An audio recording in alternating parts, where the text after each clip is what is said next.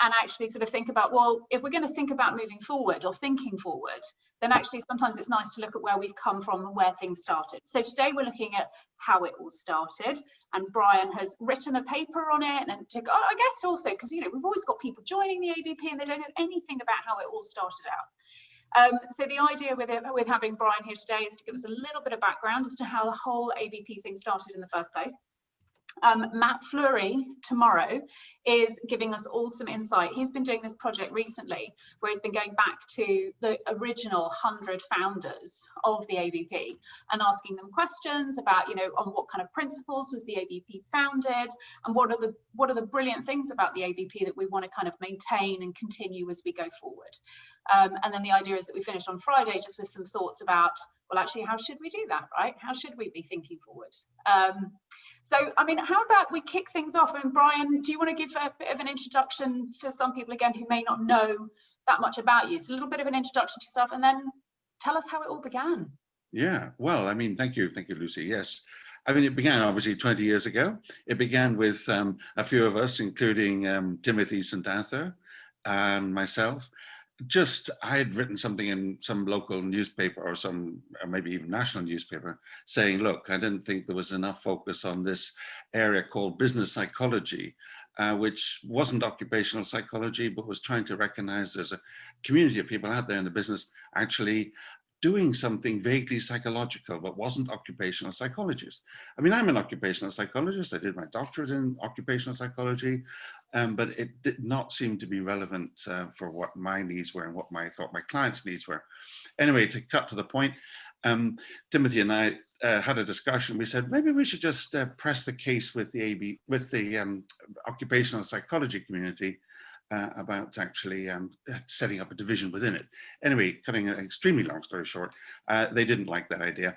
And we decided that, right, we're going to call all our friends, contact all the people we know in the field. And actually, then we had about 20 people who all came together for the first meeting.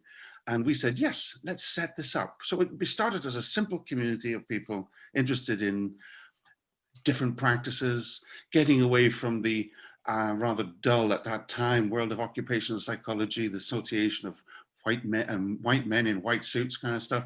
And we thought, right, of white overalls, we can actually do something a little bit different. So we can recognize diversity, alienation, the quest for authenticity, which were my particular fields.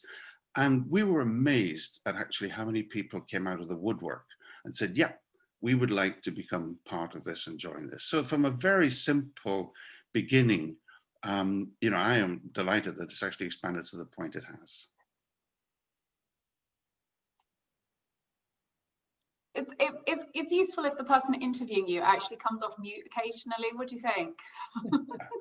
Can be useful. So tell us a bit more of what happened then. So obviously you presented your idea to the BPS, and what kind of feedback did you get?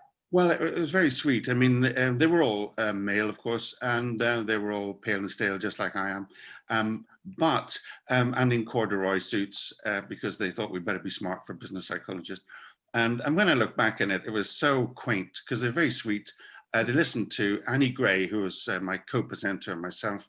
The two of us presented. Timothy wisely decided to stay in the background because he tended to want to actually attack them physically, which probably a good thing to do, frankly, but socially unacceptable, obviously, in the circumstances. So they listened to us, and then they realized we were serious, that we actually weren't just like, recalcitrant school children trying to do something different.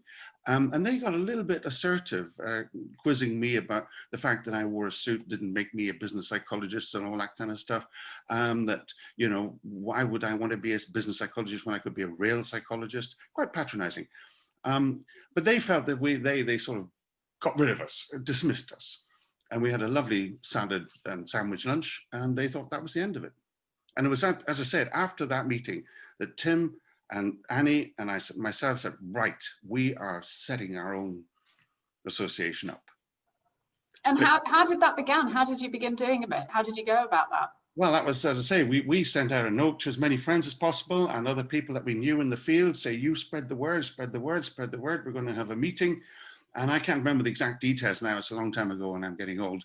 But the general idea was that actually, as I say, a significant number of people came forward and said, we like what you're doing. We like this. Let's just get together.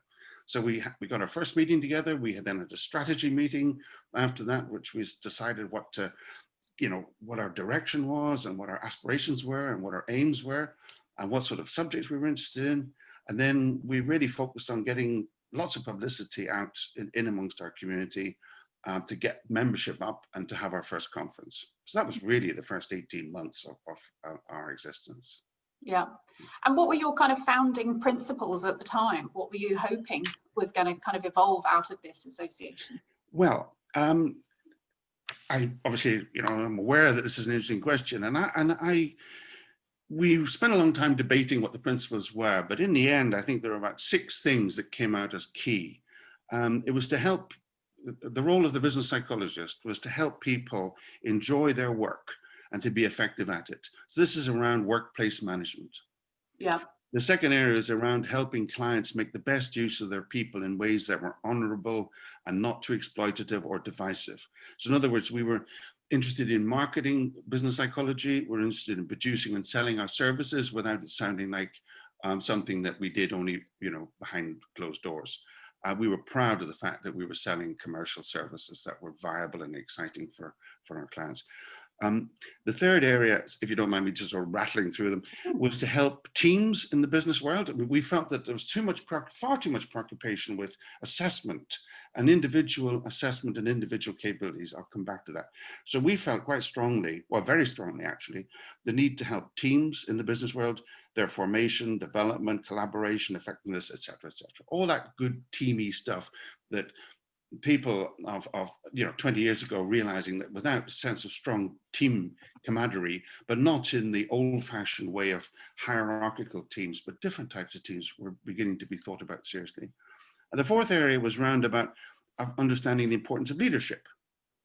And not just, again, in old-style military leadership, but what other aspects of coaching, strategic leadership agenda, C-suite, although it wasn't used as a term then, that type of very senior leadership that we felt that we could be seen as credible presences and advisors at the level of the board, which was pretty unusual with a few honorable exceptions in our field.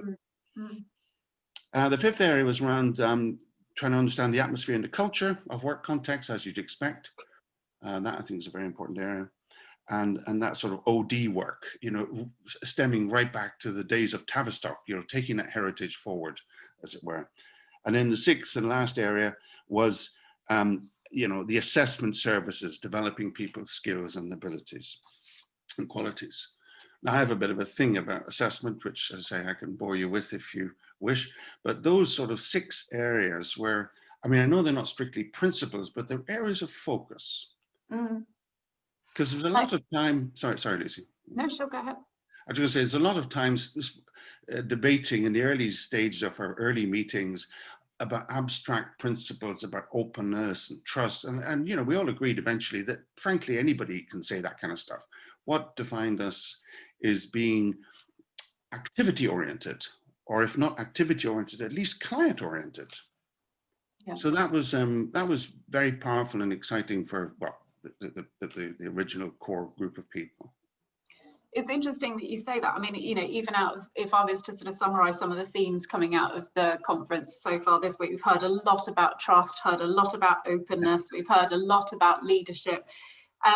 You're mentioning you want to kind of come back to something about assessment. Do you want to come back to that now? Yeah, well, why not? Because, and forgive me if I'm insulting the rest of you who are keen assessors. I've worked, like many of us here, certainly people in my generation, I've worked with clients and so on for 35 years more. Yeah, more, gosh, too much more. Anyway, a lot. So the idea I've recognized is that it does not matter at all about the personality of the leader. This is a very provocative view, maybe. All that matters is 2 things. Are they resilient, highly resilient to constant setbacks, hassle, and a good work ethic, therefore? And have they got what used to be called a high IQ, but that's not acceptable now, but the ability to think very rapidly in tight, difficult situations, rapidly to sort it out, see the wood from the trees and so on. Nothing else matters. I've had alcoholics, I've had weirdos, I've had people that you wouldn't want to sit next to on a train, as very senior leaders, chief executives, personality disorders, all the rest of it. And they all are very effective, very effective.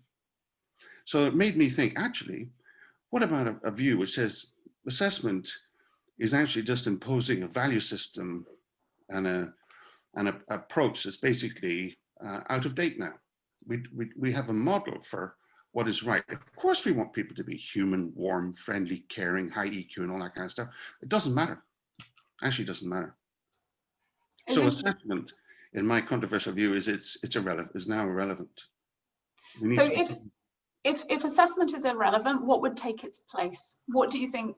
What do you think is the kind of the opportunity? Teamwork and leadership. That's the two mega big areas.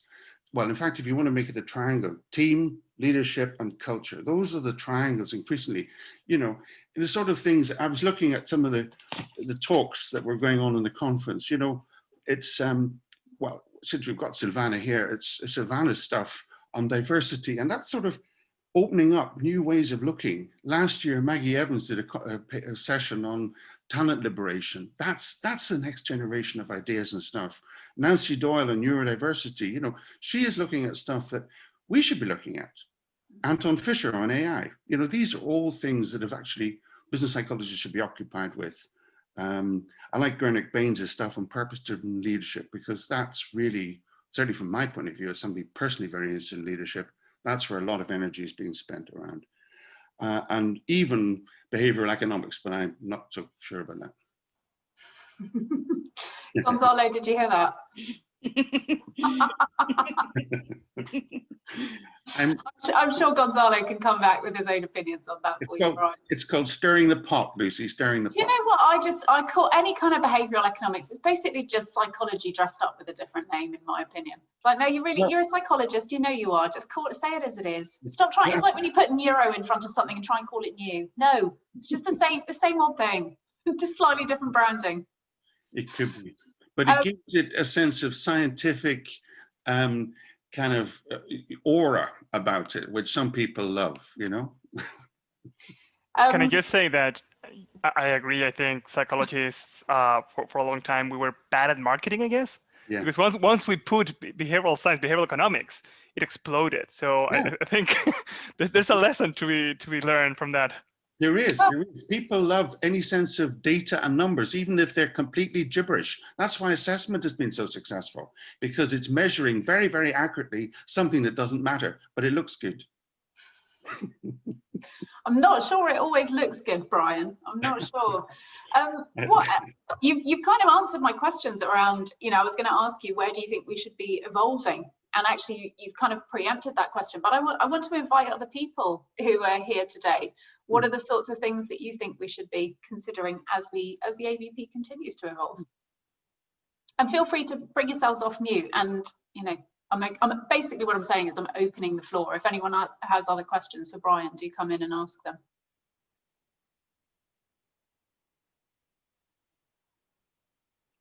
Well, don't all come forward at once. Clearly we're on the right track, right? No, nobody cares. Hi, Brian, it's Sylvana. Hello, Sylvana. I just wanted to say, I just acknowledge that it was Brian who brought me into the ABP all those years ago. Oh, fantastic. And, I don't know if you remember, Brian, we did some work on a nuclear, yes, of course, nuclear organization, yes. But the first or second meeting, I don't know when it was, but it was in a lovely kind of bar of a hotel somewhere in Hertfordshire. Do you remember that? My God, it's coming back. It's embarrassing. Yes, I mean, that's so long ago, I've almost forgotten, but my goodness, yes. Yeah, that's very good, Sylvana. I'm impressed. Yeah, yes, that's a good company actually to work with. But I mean, I agree with the whole that, you know, we dress things up as in different names. I mean, the behavioral economics, Daniel Kahneman, he always calls himself a psychologist because they put him as a behavioral economist, and he's no, I'm not, I'm a psychologist. So yeah. They need to do a Nobel Prize in psychology, right? Then it would be okay. Then he could keep his name. Exactly. As far as diversity goes, I mean, for me, link diversity back to culture and leadership. In fact, that's what I'm trying to get the conversation around diversity and inclusion is not about how many people we have who are diverse, or, you know, it's more about, is the culture encouraging diversity of thought or diversity of behavior rather than diverse identities. So it's around culture, it's around leadership. Sorry, Sylvana, that is so important, because it resonates very strongly with the notion that we're trying to move off the individual focus and into the collective, the culture, the team, whatever. Yeah, I like it a lot. Right. Yeah. Can I come in on that? Yes, Steve. Yeah, that's it. A lot of what you're saying appeals to me very strongly. I used to work for an organisation that was well known for assessment. It was Sutherland Holdsworth. In its early days, when it was quite a small business, up until it got fairly large. And one of the things that really bothered me about that, and my membership of the DOP at the time, Division of Occupational Psychology, was the extent to which the tool was more important than the purpose. You know, that people would actually go into an organization thinking about, how do I use my measurement of this or measurement of that, and not think about, and this links in a bit with what Sylvana's been saying as well, and not really thinking about what is it we're trying to achieve in organizations. Because to me, one of the things that I've been really passionate about, and really got a big soapbox about this, is that things like empowerment, inclusiveness, diversity, and so on, they should be the natural consequences of a well-managed business. They should be indicators of effectiveness, and what they become are products that individuals are trying to make a metric, and then getting a number on the metric is more important than actually doing the thing itself and having that outcome. Sorry. No, I think it's an absolutely brilliant point, because you may not necessarily have the metrics to say, look how amazingly, I don't know, diverse we are or things like that, but actually nobody's afraid to put up their hand. You know, people are happy in the work that we're doing. This might be a blip in time, whatever it is. I think you're right. I think it's, yeah. Sorry, I agree too. I agree very strongly. And I think, in fact, HR and the rise of HRM has squashed these areas that really it's up to us in business psychology to try and not take it back, that sounds a bit petty, but to actually put another lens onto the situation and say, you know, these things can be looked at more holistically, with greater diversity, with greater insight, and less kind of box ticking. Exactly. I think that is that taking the bigger view, looking at the system as a whole, and thinking about what is going on there that's shaping the things we do or don't want to see, ought to be our start point. It shouldn't be, what have I got in my toolkit? What do you, I mean, where we are now at the moment, Brian, would you, if you were kind of looking at how far we've come and the size of the association now, if you were to sort of go back 20 years, how happy or how proud would you say you were with where we are now? What would you like to see us doing differently? Well, I think there's almost three bits to that question. Well, the first, it's a lovely leading question. Of course, I'm incredibly happy and I'm incredibly proud of where the ABP is. I mean, I really am. This has far exceeded my expectations. When, those of us who were at last year's conference could see the physical and feel the physical buzz of the place. Now, okay, it's more difficult in this context, but that energy and that life and the number of people who are talking about the word business psychology, it exceeded my expectation. And I think it's only just begun. I really feel that strongly, that, I felt that my clients, and these are big FTSE type 100 clients, they are more and more now alert to the world of business psychology. They understand the power of leadership. They understand the power of teams. They're using the language that we were starting to use 20 years ago, and not thinking it is just a poor relative of HR, for example. Yeah. And what would you say are the things that you'd like to, again, if we were to look forward in another 20 years, what differences would you like to see? I think the simplest phrase I could think of is respected advisors to boards of big and small companies. Yeah, that sounds like a good aspiration. Yeah, thinking about it, because I believe, without sounding too self-important and pretentious, I am, maybe not respected, but certainly I'm an advisor to the boards that of my clients that I work with. And, you know, they listen to my views. I may not agree with them. I don't mind them disagreeing, but at least they listen, and they realize that actually they're you know, what we psychologists, business psychologists, have something useful to say. And it's not about assessment, and it's not about HR. It's about leadership, teams, and culture. There's that triangle. How do other people on the call feel about this? Would you agree? Have we become a bit too focused on assessment at the cost of potentially other areas that we could be looking at?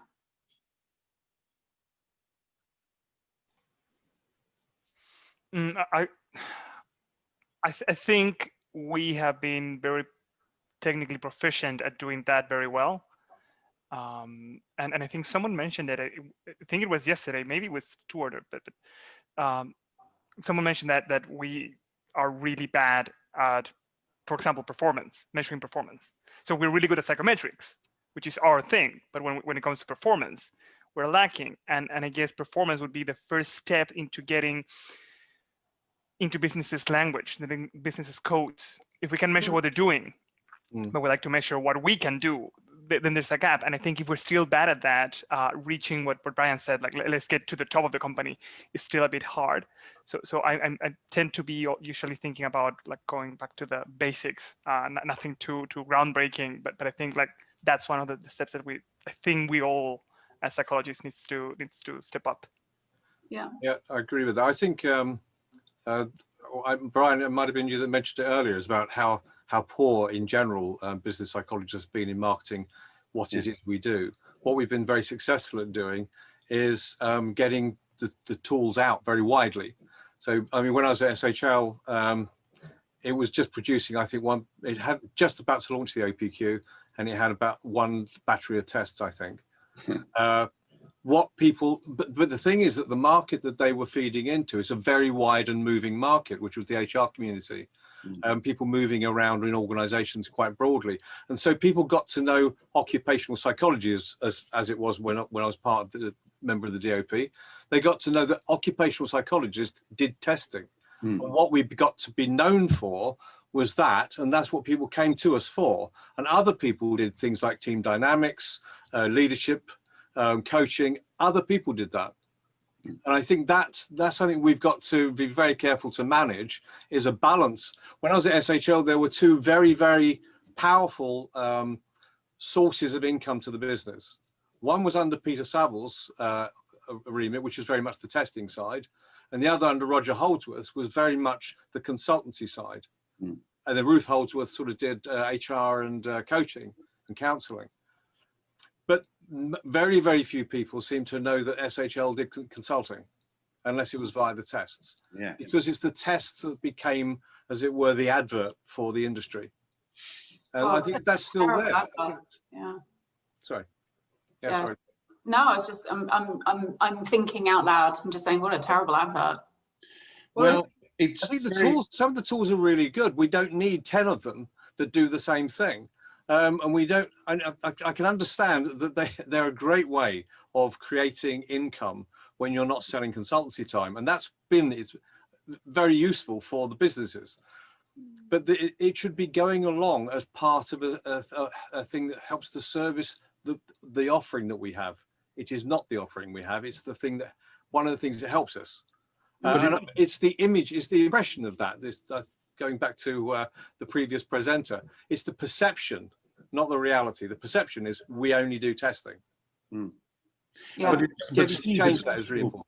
Sorry, Steve, it's also very replicable, isn't it? It's an easy skill to train fresh young graduate psychologists straight out of, undergraduate degrees, let them loose on some simple assessment stuff and all that good stuff. So it's actually, whereas to actually force people in to deal with a difficult management board on an away to 2-3 days, I mean, that is, well, as we all know, that's kind of different, and that's a lot harder to replicate.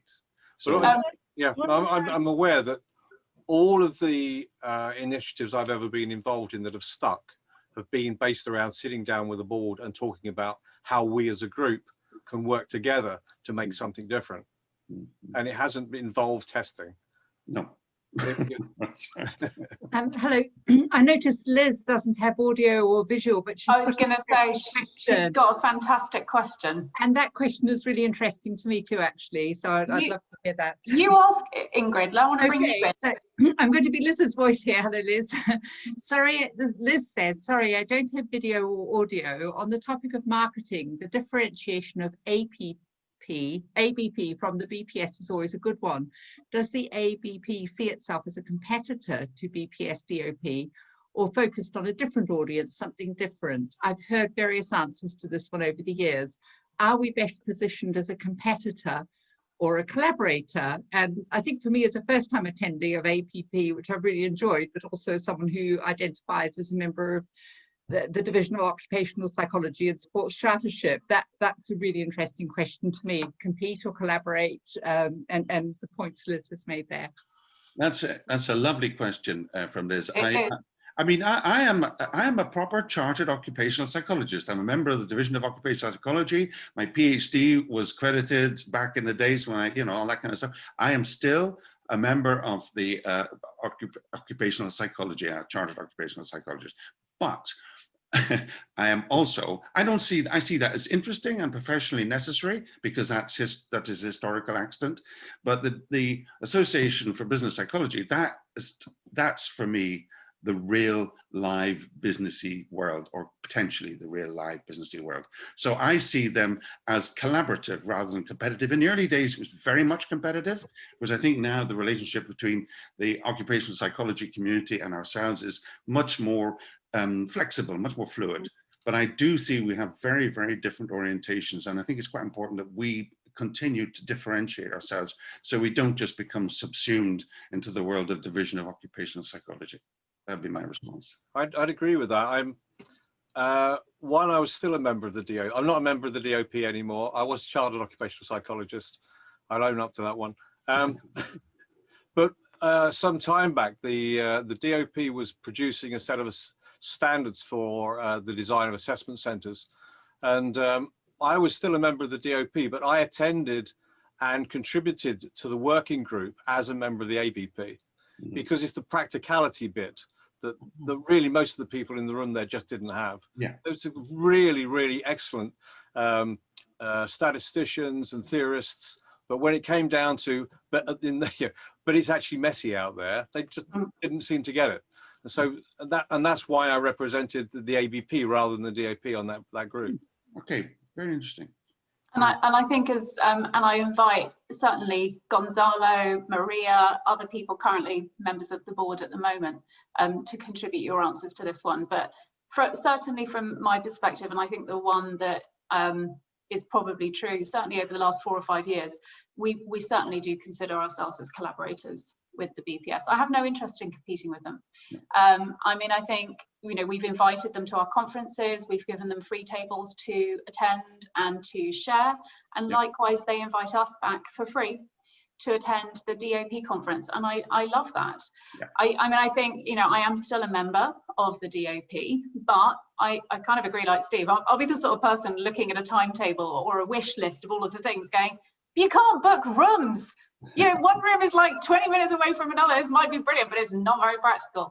And so I like the opportunity to talk to other people about the genuine issues around, God, how on earth do you market yourself? Or haven't got any clients in this space. How do you carve out a niche? Or, what kind of branding are you looking at?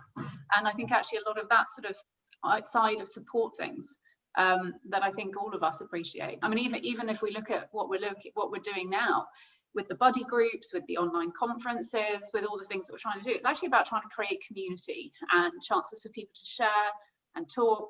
And I'm very, when we get people come along and say, well, we're happy to share, but we don't want it to be released. We don't want to go into any detail. It's intellectual property. That kind of a mindset, I think, is a very frustrating one. So I think we're all up for sharing best practice and helping enable and get the word out for people who are interested in doing it. I think that's a fantastic point, Lucy, and I think that I didn't emphasize that enough when I was listing the things that what was important to our values. The notion of sharing best practices, or not even best practices, just emerging practices amongst each other, rather than secret squirrel, old-style academic behavior. Back then the group tended to demonstrate. So this notion of collaborating and sharing was really important to us all. Yes, thanks for reminding me about that. Yeah, couldn't agree more. I don't know if anyone else on the board has any thoughts about this.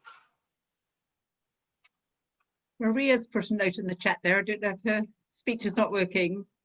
Feels we offer something different, so need to compete. And Stuart said he thinks we both compete and collaborate, but there's space for both. Yeah. Paraphrase slightly. He's probably right. Yeah, I'm happy to say, you know, kind of expand on that. There. Yes, I am. I've kind of been running in meetings. I've been on Zoom calls since 9 o'clock this morning, but yeah, a bit intense.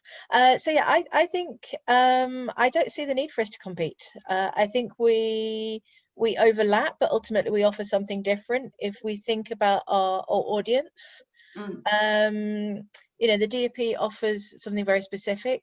I think where the ABP has its strength is its inclusivity. We're not just interested in psychologists in terms of the people that have had the training. You know, we potentially are a home and a community for anybody that has an interest in business psychology, the application of the understanding of psychology in the workplace. So, you know, what's been lovely coming, you know, obviously we haven't quite managed it this year, but coming along to some of the more recent conferences, and some of the people I've spoken to have come from very diverse backgrounds, but they've kind of found their way here, and I've really appreciated the sense of community and how welcoming it's been. And I suppose what I'm seeing is a greater trend towards people finding us later on in their career. So they've had a first career, whether it's in marketing or in HR, or someone I spoke to yesterday was literally, he was a talent agent for actors and has discovered business psychology and is now retraining. The DFP wouldn't be a natural home for somebody like that. So I think we offer something quite unique and quite special, and have we're better for that diversity, I think, is my perspective on it. Yeah, lovely point, Maria. Yeah, really lovely. Thank you, Maria. And Maria, I don't know if everyone knows who Maria is, but I mean, Maria is, I think, since beginning of January. I mean, Maria's got a bit of a legacy with the ABP, but since January is actually our kind of head of projects. And I guess our head of operations role. And my goodness, does she crack the whip and whip us board members into shape. She's absolutely fantastic for keeping us on track. If we look a little bit more professional this year, I can pretty much say that that's down, and thanks to Maria. That's good. Guys, I'm going to have to say bye because I need to go prepare the next session. So yes, so we need to leave. We need to. I mean, like if you want to stay here, that's fine, because I'll use the other Zoom account. So please don't stop because I'm leaving. Okay. But yeah, just want to say bye and thank you for Brian. Thank you for the story. Like to me, even I that I'm the board, I wasn't knowledgeable of all the stories. So like that's good for me. I can use it next time when I talk to someone. Bye, guys. Take care, Gonzalo. Take care. Bye. Yeah, just our timeline for this is I need to wrap things up by 4:45 so that we can get ready for the next sessions as they start. Just generally, I mean, as we've got a couple more minutes, how has everyone else been finding the conference and I guess the event that we've been putting on for the last week and a half? Excellent. Really enjoyed the range and the quality of the speakers. Yeah. And also the interactions and Q&As, very, very good. Mm-hmm. As I think, as Brian was saying, it's quite hard to achieve in a sort of slightly more virtual world, but it's yeah, it's definitely been quite interesting. Yeah. It's good to see we've got 2 speakers here, 2 of our keynotes from the conference this week. So I'm glad that you said the range of the speakers have been brilliant, Steve. It has. That was unprompted. I'm just missing the beer and the socializing. I think it's been great attendance. It's really, I mean, all on the kind of conference chat this morning, we've even picked up some quite interesting observations, because obviously we're trying to make things a bit more international as well. Again, thinking about the inclusivity angle, you know, would it be, you know, so we thought, well, let's experiment. We've got one week where we've got talks at 10 in the morning and another week where we start them at sort of 3 in the afternoon. Have a guess, which one do you think has been the most attended sessions? The morning? I would have thought mornings worked best, I think. Yeah. Morning has worked best. We definitely get fewer people attending the afternoon sessions than we do the morning ones. But actually a really surprising number of people, because Gonzalo was saying, well, what about the people who can't attend during the day? People might be working, homeschooling, whatever. what about, you know, why don't we do a replay in the afternoon? And we do the replay in the afternoon. We're getting some of those talks when the replay, we're getting over 50, 60 people coming to those. Wow. Absolutely incredible. Yeah, so every single talk so far has had over 100 people attend, which you would never get in a conventional conference. That's fantastic. Because you're having to sort of split, you know, the maximum capacity, usually if we're booking a venue, is 200 people. Yeah. And, you know, if you've got 4 streams going on, then at any one time, your maximum capacity in any of those talks is going to be about 40, 50 people. Yeah. So this has definitely been, it's definitely enabled us to allow our speakers to reach a much wider audience, which has been fantastic. Yeah, I mean, I think certainly that for next year, an interesting mix of virtual and actual might be worth pursuing, because I think that, yeah, I like the dynamic. I mean, there is, you know, one thing I will say that is potentially a limitation. This conference wouldn't be possible if it really wasn't the fact. Do you know what Gonzalo has sacrificed to do this? This has cost him 2 weeks of holiday. Wow. He's taking his own personal holiday to facilitate this, which is just amazing. I mean, we didn't necessarily ask it. He's kept it very quiet, but we've kind of sort of like, you're taking a lot of time off work to do this. It's like, well, not really. I'm taking holiday. That's amazing. That's amazing. That's great commitment. Fantastic. It's unbelievable commitment, unbelievable commitment. So I think, you know, yes, we have to do some sort of a hybrid, but we've got to kind of, it's got to be sustainable in some way. And unfortunately, a virtual conference, this is the other thing that was really interesting. We did a kind of pay what you think it's worth or pay what you can actually attend. What do you think the average price point has been? £70 or something? So interesting, right? So up until about a month before the conference, most people were paying, an average, it turned out to be about sort of between 49, about £56, depending on when you looked at it. In the last few weeks, we've sold loads of tickets. We sold actually a lot of tickets last week because I think people were attending, the talks were buzzing, and actually a lot of people were paying just a £1 price point. So the price has actually dropped to about £12 on average per ticket. Wow, that's low. But that is low. However, we've got 50 new members. So it's been the most successful conference in terms of us achieving new members. So, I mean, it swings and roundabouts and ups and downs, but I think ultimately the upshot will be we'll have to do some sort of hybrid going forward. It might be that it's a conference that's a physical conference, you know, for one day or a day and a half, and then maybe a virtual conference. I don't think you can do both together, because the physicality of actually being in the room and you're having to literally kind of, so anyway, I think there's a lot of experiment and a lot we've learned from this, which has been amazing. But talk about evolution of the ABP, right? Wonderful. Yeah, learning as we're going. All right, everyone, Brian, thank you so much for preparing that and informing people. 20 years doesn't sound like a long time, but then by the same token, from a different perspective, it sounds like a really long time. None of it, we wouldn't all be here if you guys didn't, you, Sylvana, Tim, everyone, if you didn't all have that original frustration. So out of a little bit of negativity came something very constructive, hopefully very collaborative, and I certainly think very positive. So thank you for everything that you did to get us all started. My pleasure. My pleasure. Really good. Thank you, guys. Right. And everyone else, remember, it's the awards event coming up. Do go, give your support, listen to all of our new honorary members, all of the things that we'll be thanking people for. So do tune in for all of that. Good stuff. Thanks, Lucy. Thanks a lot. Bye. All right. Take care, everyone. Enjoy the rest. Bye.